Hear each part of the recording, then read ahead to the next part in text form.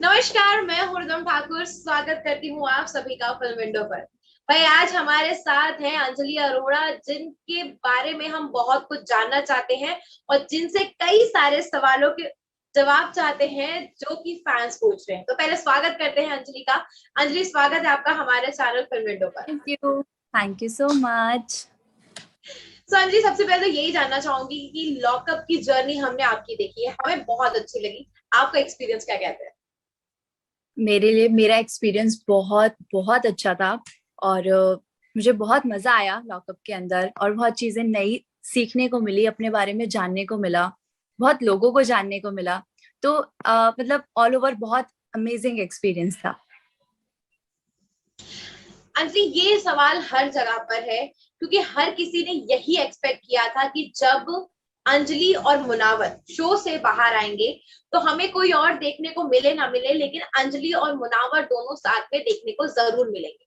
लेकिन अभी जी। तक आपको मुंबई आए हुए भी काफी समय हो चुका है ना, आप मुनावर की दावत में गए हैं और सिर्फ आप धाकड़ की स्क्रीनिंग के लिए गए थे। केवी की पार्टी में भी आप नहीं गए हैं, तो कोई रीजन है क्यों नहीं गए आप?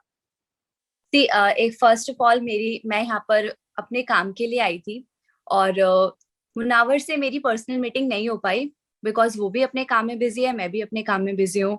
और जिस दिन उसकी दावत थी, मेरे काफी सारे मीटिंग्स लाइन अप थे। और सेकंड थिंग, मेरे पास इनविटेशन नहीं आया था। ओके। सो यहाँ पर मैं एक चीज और जानना चाहूंगी, क्योंकि हम जितना देख रहे हैं, जैसे हमने शो के अंदर देखा था कि अंजलि मुनावर को एक टैग दिया गया था जिन्हें एक हैशटैग मुंजली नाम से फेमस हुआ था। लेकिन यहाँ जी। हम देख रहे हैं आप अली मर्चेंट के साथ में हमें नजर आती हैं। आप उन्हें ब्रो कह के बोलती हैं। और यहाँ पर वही एक फर्क नजर आ रहा है कि यही वो दोस्ती जो हम मुनावर के साथ में एक्सपेक्ट कर रहे थे, वो हमें बाकी चाहे सी वो निशान का। मैं हमेशा शो में एक चीज बोलती थी कि असली दोस्ती ना बाहर जाके चालू होगी। हमेशा मैं एक चीज ही बोलती थी, बिकॉज शो के अंदर हम एक साथ है ना, हर टाइम हमें एक साथ उठना है, खाना है, पीना है, रहना है, हर टास्क करना है। तो असली जो दोस्ती होगी वो बाहर जाके चालू होगी। तो बाहर आके बहुत से लोग बदल गए, ये सबको बहुत अच्छे से दिख रहा है। जो सच्चा है वो साथ है। आपने बाकी बहुत उनकी से बोले हमने हैं, तो, मैं जैसा उन्होंने हमें प्रिटेंड किया, हमने तो उस पर विश्वास किया। हमें लगा था वो सच्चे इंसान है, पर बाहर आके वो कुछ अलग है। तो बाकी उनकी मर्जी।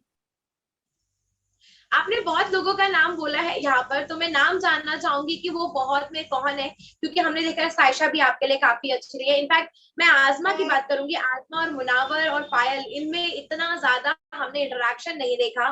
टास्क के बीच में भी कई बार हमने लड़ाइयां देखी है, लेकिन आज हमने देखा तो आजमा और मुनावर हमें ज्यादा साथ में नजर आ रहे थे। बिल्कुल, देखो सबकी अपनी अपनी चॉइसेस हैं, बाकी जिसको जो अच्छा लगे वो करे। वेल, लॉकअप के विनर को लेकर भी कई सारे सवाल खड़े हो रहे हैं। इनफैक्ट पायल जो है वो हर बार बहुत सारी चीजें कहती हुई नजर आती है। आपका पर्सनल एक्सपीरियंस क्या कहता है पायल के साथ में? क्योंकि जिस तरीके से पायल कह रही है कंगना का विनर, या फिर ईद की पार्टी में जाने के बाद, सलमान की ईद की पार्टी में जाने के बाद में ही जो है विनर चेंज हो गया है। आपको क्या लगता है, आपका क्या कहना है इस पर? जी, देखो जिसने मेहनत की है, जिसने अच्छा खेला है, जिसने जनता का दिल जीता है, वो मतलब उसको ट्रॉफी मिल गई। बाकी जो हार कर भी जीते ना, स्वाद तो उसका है। पर अगर आप उसी चीज को लेके बैठे रहोगे कि हम हार गए, हम हार गए, तो कोई फायदा नहीं है। क्योंकि जीत एक ही जने को नसीब होती है, हार बहुतों को मिलती है। बट हार कर जो उठता है, मूव ऑन करता है, लाइफ में नए डिसीजन लेता है, एक नए मूव्स लेता है, वो असली एक विजेता होता है। मेरा मानना ये तो आप क्या कहते हो, मतलब आपके हिसाब से आपको लगता है कि मुनावर ही डिजर्विंग थे, या आपको लगता है कि आप या कोई और कंटेस्टेंट? है। डिजर्विंग सब होते हैं, सब अपनी जगह अपना 100% देते हैं। उसने ज्यादा किया, कुछ चीजें अच्छे से की, हर चीज उसको पहले दिन से अपनी गेम बहुत अच्छे से खेल रहा था, और वो डिजर्व करता है। पायल भी डिजर्व करती थी, बट वही ना कि जीत तो एक के हाथ में ही आती है। आपका पर्सनल एक्सपीरियंस कैसा है पायल के साथ में? She is very good, but sometimes वो बहुत ज्यादा ना चीजों को पकड़ के बैठ जाती है, चीजों को बहुत लंबा खींचती है। जो एक मतलब एक इंसान सामने वाला जो होता है, उसको ना एक स्ट्रेट फॉरवर्ड बात पसंद होती है। जैसे कि मैं हूं, मेरे को सीधी बात करनी आती है, मुझे घुमा फिरा के बात करनी नहीं आती। कि अगर 10 सेकंड की बात है ना, तो उसको 10 सेकंड में खत्म करो। उसको अगर आप 5 मिनट खींचोगे तो सामने वाले बंदे को पता ही नहीं चलेगा कि वो बात क्या कर रही थी भाई। तो वो पायल थोड़ा ऐसे करती है कि वो घुमा के बातों को लंबा खींच के अपने आप को सही प्रूफ करने में वो इतना एक्सप्लेनेशन दे देती है कि सामने वाले को लगता है भाई गलत है तभी इतना बोल रही है। तो वो उसकी चीज थोड़ी। एक सवाल जो फैंस की तरफ से आया है आपके लिए, आपने एक बात बिल्कुल। कही थी अपने इंटरव्यू में जिसमें आपने कहा था कि आपको टाइम नहीं मिला मुनावर को फॉलो करने का, और मुनावर ने ये बात कही थी कि मैं अपने क्लोज फ्रेंड्स और फैमिली को मोस्टली फॉलो नहीं करता हूँ सोशल मीडिया पर। तो इस चीज को लेके भी सोशल मीडिया पर काफी ज्यादा आर्गुमेंट हुआ था फैंस के बीच में, स्पेशली मुंजली फैंस जो है उन्हें ये लग रहा है कि उनके इमोशंस के साथ में खेला गया है। तो मैं आपसे जानना चाहूंगी, क्योंकि सोशल मीडिया पर आपकी भी स्टोरीज हैं और उसके बाद में भी आपने हर किसी को फॉलो किया है सिवाय मुनावर, ऐसा क्यों?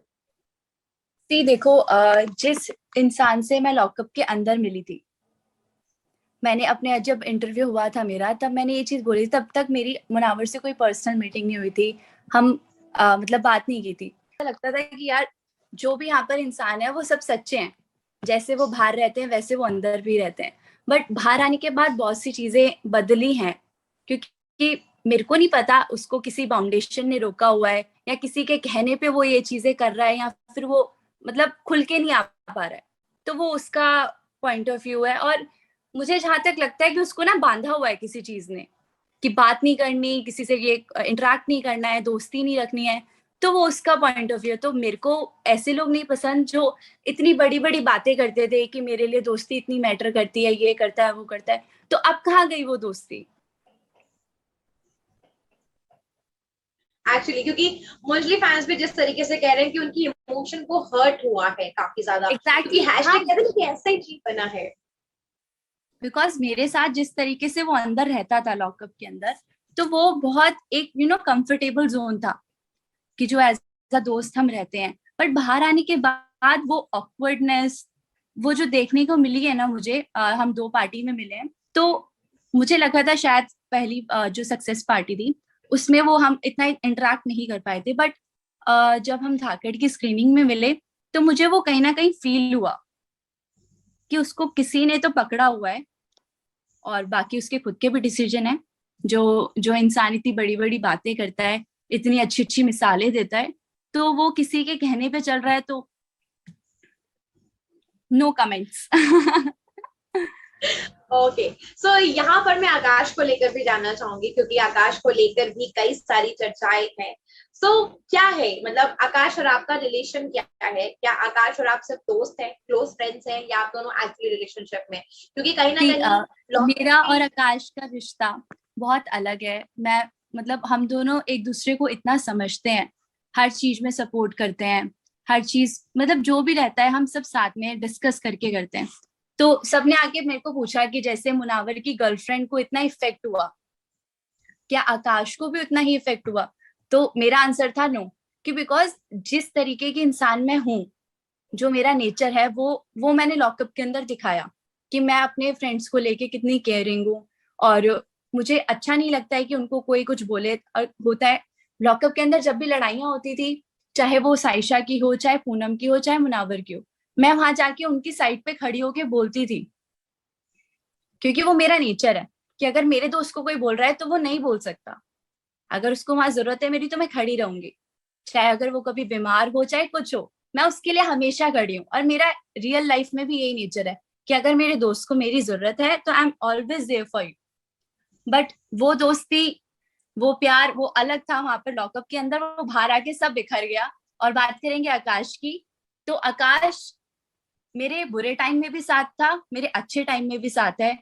तो वो इंसान है जिसको मैं कभी नहीं छोड़ सकती। ओके, सो यहाँ पर हम सब जानते हैं कि अब आप मुंबई शिफ्ट होने की तैयारी कर रहे हैं, बिकॉज आपके प्रोजेक्ट्स है काफी सारे। और क्योंकि फैंस ने ये सवाल किया था कि मुनावर साथ में क्यों नहीं है, क्योंकि कहीं ना कहीं यही था, लोगों को लगा था कि भाई मुनावर अंजलि के लिए इतना हेल्प करेंगे और मुनावर जो है वो नजर आएंगे अंजलि के लिए चीजों को करते हुए। तो आपने अब बताया कि जैसे कि अली मेरे साथ नजर आते हैं, तो मैं यहाँ पर करेक्ट, मुंबई में फ्लैट ढूंढ रही हूँ, तो अली मेरी हेल्प कर रहा है। See I don't have car here, मेरी यहाँ पर कार नहीं है और मैं होटल में रह रही हूँ। तो अली मेरे को यहाँ पे पिक करने आता है, मेरे को फ्लैट दिखाने लेके जाता है। मैं और मेरी मैनेजर प्रीति यहाँ पर है, तो वो मेरे को हर तरीके से हेल्प कर रहा है कि जहाँ पर मुझे कोई दिक्कत ना आए, मुझे परेशानी ना आए, बिकॉज मुझे मुंबई के बारे में इतनी नॉलेज नहीं है और मैं यहाँ पे ज्यादा लोगों को जानती भी नहीं हूँ। तो इसलिए अली मेरे को हर चीज में हेल्प कर रहा है, और उसको मैं थैंक यू बोलना चाहूंगी कि वो इतनी हेल्प कर रहा है मेरी। वही ना, पर जिन ये लोगों से एक्सपेक्टेशन नहीं थी वो लोग मेरी हेल्प कर रहे हैं, जिशान, अली। वेल एक चीज और जानना चाहेंगे, क्योंकि जब आप लोग सक्सेस पार्टी में मिले थे, आप और मुनावर, तो वो टाइम पे भी नाजिल आई थी, और उस टाइम में भी आप लोग एक दूसरे को मिले थे। देन धाकड़ की प्रीमियर के टाइम पर भी आप लोग मिले थे। तो कोई डिफरेंस या कोई ऑकवर्डनेस थी? क्योंकि आपने एक अपने इंटरव्यू में कहा था कि आप बिल्कुल भी ऑकवर्ड नहीं थे, लेकिन बाद में आप लोग स्क्रीनिंग में साथ में भी नजर नहीं आए, तो वहां क्या वही इशू आई था? टोल्ड यू ना कि जब मैं उससे पहली बार सक्सेस पार्टी में मिली थी तब मुझे वो फीलिंग नहीं आई। आई थॉट कि वो नॉर्मल है ना कि हम बिजी हैं, बिकॉज सक्सेस पार्टी थी, हम बहुत खुश थे, तो वो चीज सोचने का टाइम ही नहीं मिला कि ये कुछ ऐसी सिचुएशन भी हो सकती है। बट स्क्रीनिंग वाले दिन मेरे को वो फील हुआ कि लाइक कुछ तो ऑकवर्ड है, कि उसको कुछ रोक रहा है किसी से बात करने से या कुछ, तो वो थोड़ा सा ऑकवर्डनेस था। वेल केवी की पार्टी में क्यों नहीं गए आप? मेरी कल मीटिंग थी। ओके। सो और आप अब लॉकअप के बाद में, क्योंकि अब देखिए मुझली फैंस के इमोशंस हैं डेफिनेटली, तो प्रोजेक्ट्स की अगर मैं बात करूं यहाँ पर, तो क्या कहना चाहेंगे? आप दोनों एक साथ एक फ्रेम में हमें नजर आएंगे या नहीं? Let's hope. लेट्स होप मतलब फॉर क्या द बेस्ट। चांसेस क्या है? मतलब हम सब तो होप ही कर रहे हैं, लेकिन हम लोग जानना चाहते हैं कि आखिरकार, मतलब मुझली फैंस को ये स्पेशली जानना है मेरे कि आखिर। मेरे फैन के लिए, मेरी ऑडियंस के लिए और मुंजली फैंस के लिए मैं तो कुछ बहुत तड़कता भड़कता लेकर आ रही हूँ। सो वेट फॉर इट। मैं अपनी गारंटी लेती हूँ, मैं किसी और की नहीं लेती। So be ready for big bang. Okay. So और क्या प्लान्स है? अभी मुंबई शिफ्ट हो रहे हो, और उसके बाद प्रोजेक्ट्स को लेके और क्या प्लान्स है, और किसके साथ में नजर आने की चांसेस है? सरप्राइज।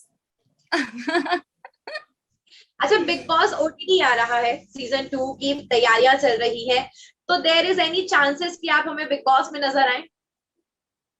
बिल्कुल आएगा तो जरूर करेंगे। ओके। एंड खतरों के खिलाड़ी सीजन 12? मुझे छिपकली से बहुत डर लगता है, सॉरी। और खबरें हैं, ये मीडिया रिपोर्ट कहती है कि आपका नाम कंफर्म हो चुका है। सी खबरें तो बहुत कुछ कहती हैं। तो कुछ तो सरप्राइज स्पेशली रहने दो यार, कुछ तो सरप्राइज रहने दो। बट फैंस इतने सवाल करते हैं अंजलि, कि उनको जानना है कि क्या हो रहा है, क्या होने वाला है।